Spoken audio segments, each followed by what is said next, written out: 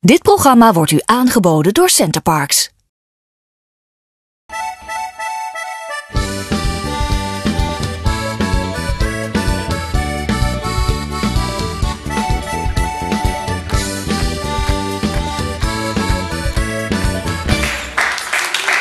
Ja, welkom terug bij Thuis in Limburg vanuit Erperheide, het Centerparks in Peer.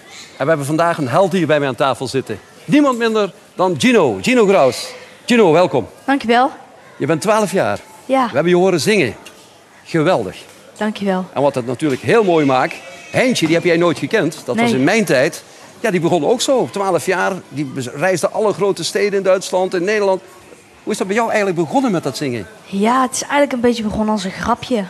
Mijn vader die deed carnavalssingels maken. En ik wou zeg maar wel eens weten hoe dat ging in zo'n studio.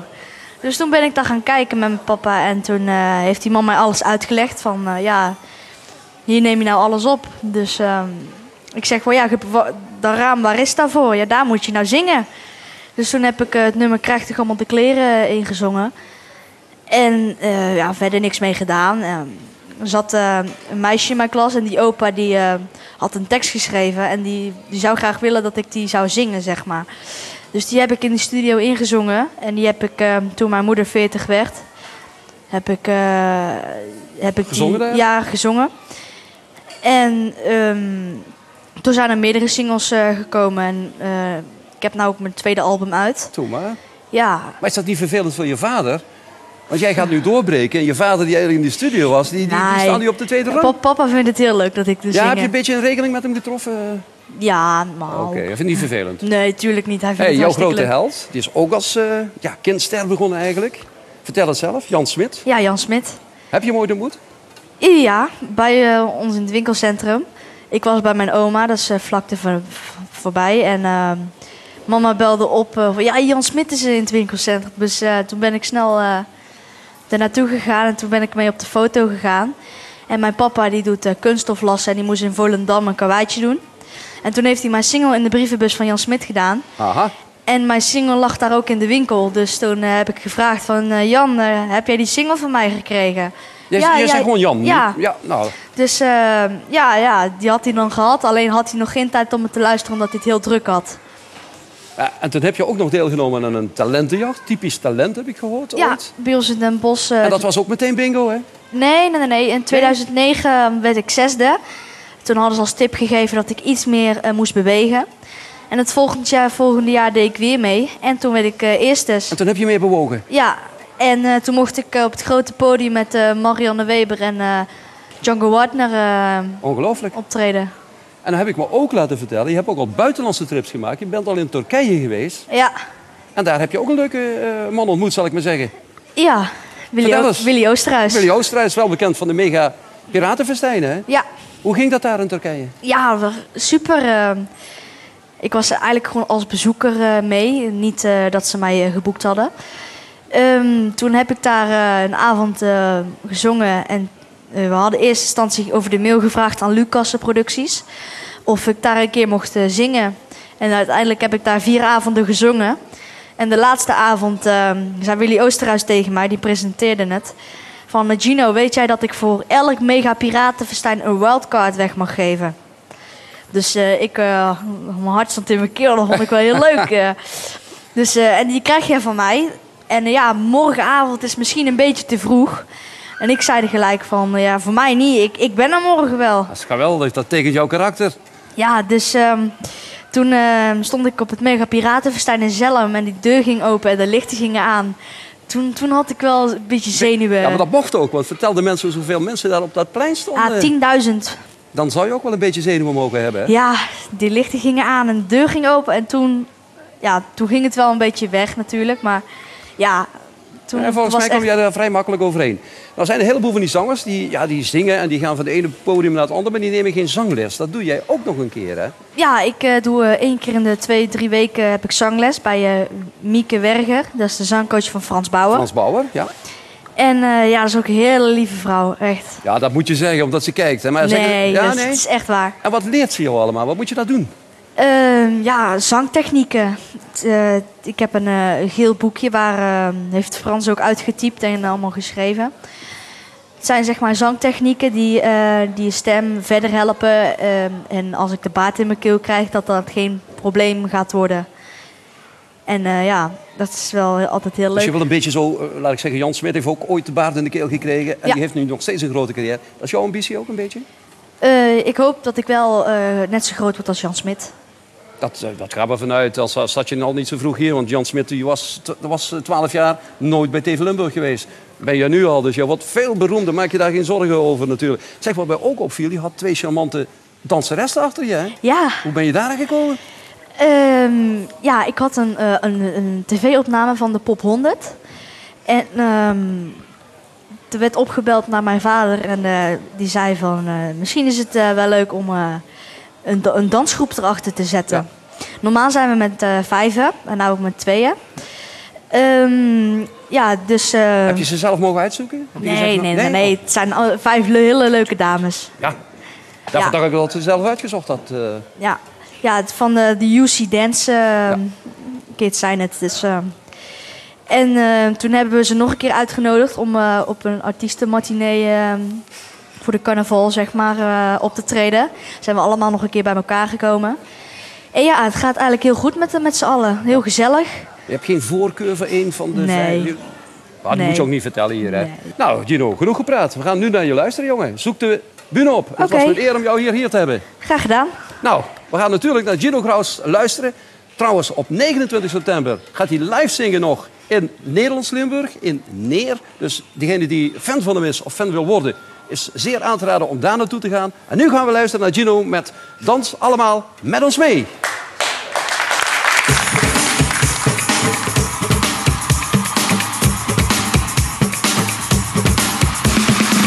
De hele week moet ik denken aan het weekend. Want ik ga stappen, weet ik dat jij er ook weer bent. Dan gaan we dansen en laten wij ons helemaal gaan. De muziek zorgt ervoor dat je niet lang stil kunt staan. Dansen de samba of de lambada. Zumba, zweven de salsa, maakt niet uit.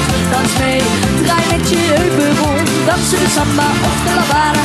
Zumba, zweven de salsa, maakt niets uit. Dans mee, schud ook maar met je kont. Chet, chet, chet, chet, chet, chet, chet, chet, chet, chet, chet, chet, chet, chet.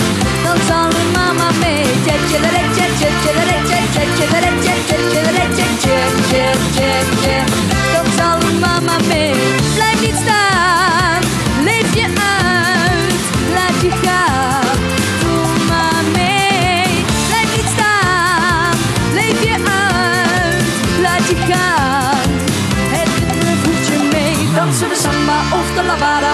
Zumba, zweven de salsa, maakt niets uit. Dans mee, draai met je heupen rond. Dansen de samba of de lambada. Zumba, zweven de salsa, maakt niets uit. Dans mee, schud ook maar met je kont. Chet, chet, chet, chet, chet, chet, chet, chet, chet, chet.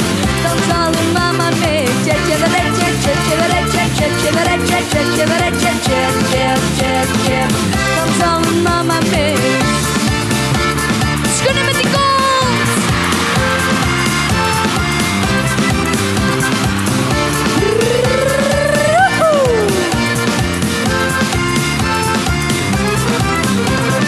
Dansen de samba of de lambada.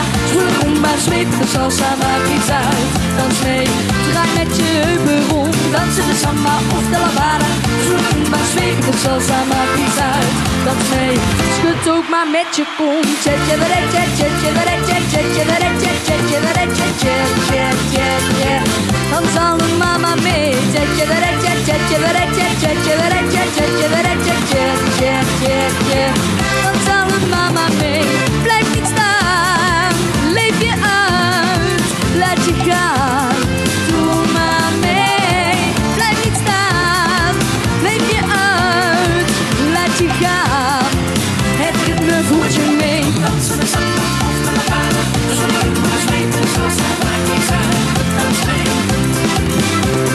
Dansen de samba of de lambada. Zumba, zweven de salsa, maakt niets uit. Dan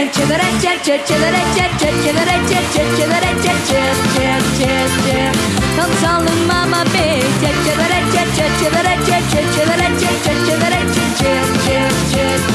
Dan zal de mama mee.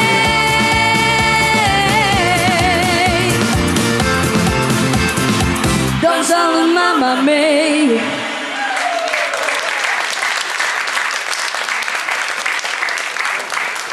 Ja, we hadden niet te veel gezegd. Een geweldig talent. Gino Graus, daar gaat u nog meer van horen. Waar u ook meer van gaat horen is Maaike Kalers. Ze komt notabene uit Stein, mijn eigen geboortedorp. En ze gaat binnenkort deelnemen aan de Olympische Spelen op het onderdeel triathlon. Maaike Kalers plaatste zich op het laatste moment voor de Spelen. Rachel Klamer was onzeker van deelname en om een eventuele tweede startplaats ging de strijd vooral tussen Maaike en Danne Boterenbrood. De wedstrijd was in Madrid en het verhaal vooral ingewikkeld. Nee, ja, je moet ook een bepaalde prestatie op de wereldranking op de ranglijst staan om überhaupt een startplaats te krijgen. En dat zijn dan landenplaatsen. Zo had Rachel en zo had ik dus een landenplaats. Alleen ik stond net bij de streep of dat de landenplaats wel of niet behaald zou worden. Op het moment dat ik Madrid startte hadden we dus 2 landenplaatsen. Ja, het zou er dus van afhangen wat de andere dames zouden doen en of dat ik nog punten zou halen in Madrid om die landenplaats te behouden. En als dat je dan 2 landenplaatsen hebt, dan was het ook nog spannend of dat dan een top 16 zou halen. Want als dat dan een top 16 zou halen, zou zij ook op mijn landenplaats kunnen starten.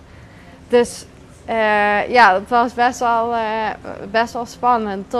Tot in de wedstrijd, tot het lopen, toen was het dus of dat dan een top 16 zou halen en ik de positie zou behouden. En op een gegeven moment toen was Danne weg, want Danne kwam niet meer in de buurt van de top 16. En toen was het dus aan mij om mijn eigen plaats te verdedigen. Dat lukte met de grootst mogelijke moeite. Maaike kende een slechte race in Madrid omdat ze veel last had van allergieën. Daardoor was het nog steeds niet duidelijk of ze naar Londen mocht. Dat gaat via de technisch directeur en die belde mij dus op mijn hotelkamer en ik schrok eigenlijk wel een beetje, want het was 1 uur 's nachts. En die vertelde dat de lijst erop stond en of dat ik hem gezien had. En toen zei ik, ja nee, ik heb niks gezien. En toen werd het even stil en toen zei hij, jou gefeliciteerd, je bent binnen. Dus ja, zo kreeg ik het te horen. Ja, en toen heb ik meteen papa en mama gebeld en John kwam nog even langs. Toen heb ik ook een slaaptabletje gekregen omdat ik toen niet meer kon slapen. Maar ja, zo is het gegaan. Kwalificatie voor de Spelen is een voorlopige bekroning van vele jaren hard werk. Ze is pas 21, maar al heel lang bezig in de triathlon. Ze weet nog goed hoe het ooit begon. Ik was 9 jaar en in groep 5 werd geconstateerd dat ik dyslectisch was. En ik kon dus ook niet goed mee met lezen.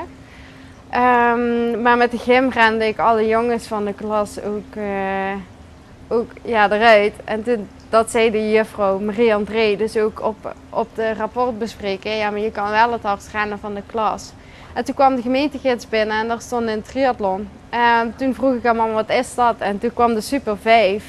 Die bestond toen nog, een wedstrijd. En toen mocht ik een maand meeproberen. En toen won ik. En ja, toen wist ik wel wat ik wilde. Ja. Ze deed nog aan ballet en ze danste, maar triathlon liet hem nooit meer los. Toen ze 16 was, kwam ze in de nationale selectie. Maar wat is nou het mooie van triathlon? De combinatie. Ik heb ook bijvoorbeeld het NK cross gedaan, dus hardlopen. Ter voorbereiding op mijn triathlonseizoen. En dat is toch zoveel makkelijker. Je trekt je schoenen aan, je loopt in en je bent weg. En bij triathlon komt zoveel meer bij kijken. En ja, de combinatie van alle 3 de sporten zorgt ook wel dat er een soort balans is, ook in je lichaam. Omdat je je armen, je benen en je romp gewoon volledig gebruikt. Dus ja, dat vind ik wel chic. Ja. Chic, zeker. Maar op de duathlon, dus lopen, fietsen en weer lopen, zou ze nog beter kunnen presteren dan op de triathlon. Nou ja, lopen is makkelijk voor me en fietsen gaat ook goed. En het zwemmen is een uitdaging. Ja, het is wel leuk om continu in die zin te winnen. Maar het voldoeningsgevoel is gewoon veel meer als dat je er ook keihard voor geknokt hebt. En ja, ik denk dat de achterliggende gedachte is. Triathlon is loodzwaar. Elke dag vroeg op, zwemtraining, rusten, tweede training, rusten, soms nog een derde training en dan weer naar bed. Ja, het is wel een soort levensstijl die je aan moet houden. Dus veel jongeren van mijn leeftijd gaan natuurlijk uit. Dat is voor mij niet zo vanzelfsprekend. Als ik eerlijk ben, mis ik het ook niet. Maar ja, het is toch even anders als wat de meeste jongeren van mijn leeftijd doen. Ja, want hoe ziet jouw sociale leven eruit? Weinig, ja. Dat mis ik soms wel, als ik eerlijk ben. Door mijn topsport, doordat ik dus een half jaar in het buitenland zit, veel weg ben, kan je ook niet zoveel vriendschappelijke relaties opbouwen. Ik heb een paar vriendinnen, maar die kan ik op één hand tellen. En voor de rest, ik probeer mijn sociale leven toch ook wel een beetje in de familie te zoeken, omdat die weten ook wel wat ik ervoor moet doen. En ja, niet dat de mensen van mijn leeftijd dat niet weten, maar die hebben gewoon andere interesses en die verwachten gewoon andere dingen van een vriendin als wat ik ze kan bieden. Het zelfgekozen sociale isolement van een topsporter. Tijd voor vrienden, vriendinnen en een maatschappelijke carrière, dat komt nog wel. Nu telt alleen sportief presteren, om te beginnen in Londen. Ze is er klaar voor. Ja, ik ben er wel klaar voor en ik ga er ook alles uithalen wat erin zit. Alleen, ze vragen ook van wat ga je halen? Ja, op een Olympische Spelen weet je het nooit. Dan kunnen er hele vreemde dingen gebeuren. Ik ga er gewoon voor en dan zie ik wel waar het uitkomt. Wel denk ik dat de meeste dames daar veel meer ervaring hebben. Dus als het op een gegeven moment op ervaring aankomt, dat ik als jonkie toch wel misschien wat door mijn mindere ervaring wat minder kan presteren. Maar misschien komt het daar wel helemaal niet op aan. Dus we zullen zien. In ieder geval wil ik inderdaad wel doorgaan tot Rio de Janeiro. 4 jaar later. Dus, maar dat is eigenlijk het echte doel? Ja, het echte doel. Het reële doel om misschien op een podium te komen. Ja.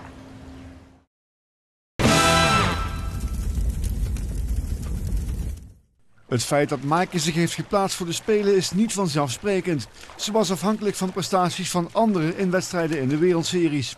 Bovendien was niet zij, maar Danne Boterenbrood genomineerd. Ja, Danne had een nominatie verkregen vorig jaar. Die werd 8e in zo'n wereldseries race in Hamburg. En die moest dus haar fitness nog tonen dit jaar.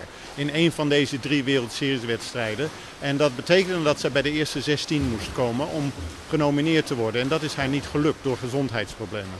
Maar Maaike maakte het op eigen kracht waar. De rol van de bondscoach is bijzonder. Hij coacht alle dames, terwijl die in wezen concurrenten zijn van elkaar. Ja, als coach heb ik geen favorieten. Ik zet me volledig in voor alle individuen. Er is ook een soort teamgevoel, dus ik coach ook wat als een team. Maar het individu gaat voor. Dus ik heb ze allemaal met een open mind begeleid, zo goed mogelijk. Maar de een zijn dood is de ander zijn brood. Waar Maaike juichte, waren anderen in tranen. Ja, dat was moeilijk in Madrid toen het allemaal duidelijk werd. Dat werd een heel dubbel gevoel. Dus fijn dat we die tweede landenplek hebben. En heel teleurgesteld voor de anderen die het niet hebben gehaald. Maaike dan, hoe lang werkt u al met haar? Dus 2 jaar.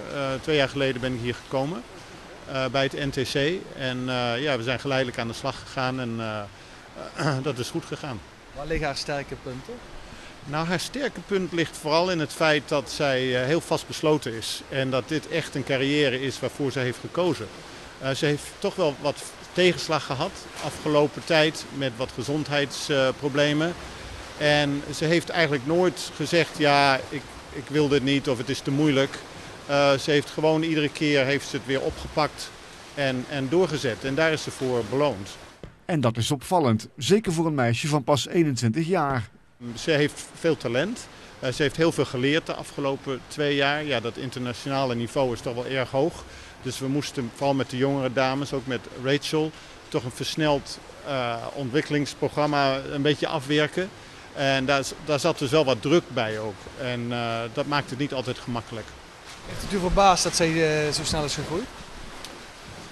Nou ja, ik wist wel dat het erin zat. Eigenlijk voor alle 5 dames die in de kernploeg zaten. Die hadden allemaal hun sterke kanten. Het enige wat ontbrak was die ervaring. Dus dat bracht onzekerheid erbij. En ook het feit dat ze toch nog aan het groeien zijn. Maar ja, ik had er wel fiducie in. Ik had er wel geloof in. Hoewel de top dicht bij elkaar zit, is de medaillekans niet groot. Over 4 jaar in Rio mogelijk wel. We kijken niet verder op het ogenblik dan Londen. Maar het hele programma moet dus reviewed worden na de Olympische Spelen. Het is meestal een cyclus van 4 jaar. En dan kijken wat de atleten willen en wat we willen als programma. En dan komt er wel wat uit. Maar ik denk dat Maaike er over 4 jaar wel staat.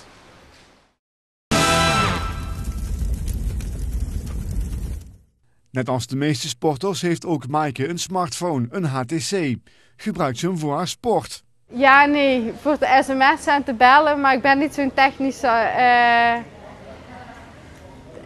technisch persoon. Dus ja, ik doe er wel soms wat internet en zo mee, maar meer ook niet. Ik doe niet WhatsAppen of daar wil ik wel naartoe, omdat de whereabouts in een app staan waar dat veel makkelijker kan. Maar aan twitteren wil ik niet. Nou ja, goed, het is ook in één kant sport verkopen. Je hebt ook een eigen site. Ja. Dus wat dat betreft zou dat Twitter gebeuren of Facebook ook wel passen. Ja, deels wel, maar aan de andere kant, ik heb ook nog een privéleven. Dat wil ik ook zo houden. Ja. Ja, en dan nu mijn favoriete onderdeel. Ik mag weer prijzen weggeven. Tickets voor het Modemuseum in Hasselt en voor een aantal overnachtingen in Hasselt. Geweldig toch? Het enige wat u hoeft te doen is naar onze Facebookpagina te gaan. TV Limburg in Nederland. Dat was het voor vandaag. Morgen natuurlijk weer een nieuwe show thuis in Limburg met een aantal interessante gasten. Namelijk de grote man van de SP in Limburg, Jan de Wit. We hebben een volleybal international in het verleden die goud heeft gewonnen op de Olympische Spelen, Guido Gortse. En we hebben een fantastische zangeres uit België. Morgen allemaal te zien bij Thuis in Limburg, hier vanuit Erperheide in Peer. Tot morgen!